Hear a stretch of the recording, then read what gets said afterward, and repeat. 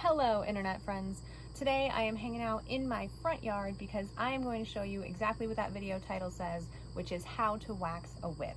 Now I say this with all my videos, there are many different ways to do this, but I'm going to show you how I do it and some of the tools and methods that might help you get started as well. Now, before we get into the video, I do want to say welcome everybody. If you are new here, my name is Dakota and I have a company called Dakitty Whips. So if you like this video, you can go ahead and like it on YouTube. If you would like to subscribe to this channel for other whip making, whip cracking, life as a performer videos, then please do so below as well. I try to put content out like semi-regularly. So sometimes it's weekly, sometimes it's monthly, sometimes it's never. So let's do a quick overview of all the things you're going to need to wax a whip. First of all, you are going to need a towel or a t-shirt, some type of small stick-like object. A stick would also work. You are also going to need a roasting oven. So these are really great.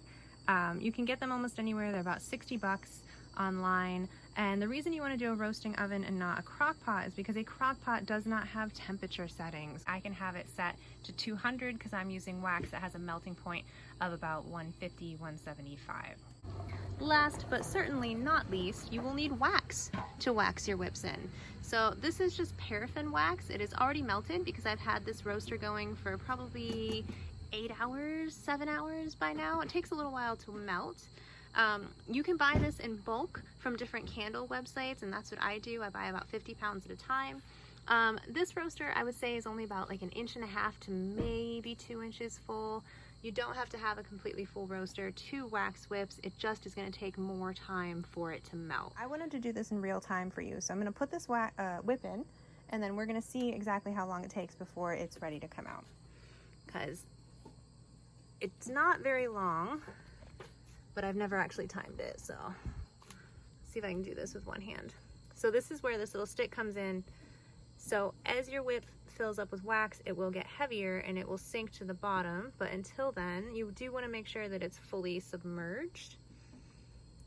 So I just use this little stick to push it all down. The fall wants to pop up because it's the lightest part, and that doesn't really matter. So let's see, that's good. Let's see if I can get some close-ups. So what I'm looking for when I'm waxing a whip is, you see all these bubbles that are coming up? So we've got, see, bubbles here, we've got some through here, right here. Those bubbles are the whip filling up with wax. The wax is replacing the space in the whip. So what I'm looking for is those bubbles to stop.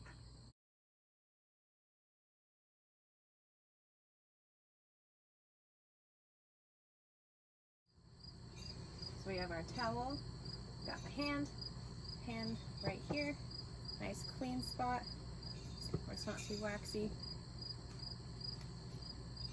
And grab right here, and put the whip right in that spot, fold your hand over it, and pull, and just hold onto that whip, let the wax come off in the towel, just like that.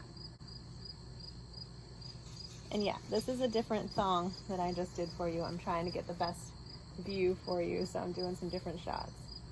So, yeah, just like that. Let's do one more. Hand, whip, and pull it straight out. Now, if you have a whip that is super, super long and you need to do this, you can kind of use a 2-towel method. Where you would have a towel in each hand and you would just kind of go down the whip. So if I had one here, then I could just go like this and then go this way. And then with a towel in each hand, that would, and then you just go down the whole whip. There you go, guys. That's how you wax a whip. Overall, it's pretty simple, especially if you have a roaster. It does most of the work for you. You can let it sit outside or indoors. You don't have to have a big pan full of wax on your stove all day. So that's definitely a part of this that I recommend the most. Like you saw, we did end up leaving that whip in the wax for 2 minutes and 46 seconds, I believe. And that is an estimated time. It's just to give you an idea of how long it took me to do a 12 plait, 5-foot thong. The key points here are just watch for those little bubbles.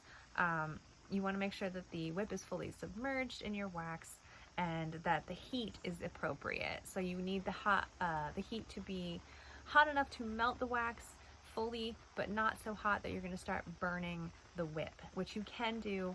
I would not personally recommend having a whip waxed in anything hotter than 225, maybe 250 at the most.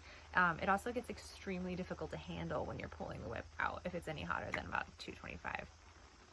I think that's all I got. Thanks for tuning in, guys. Have a good day.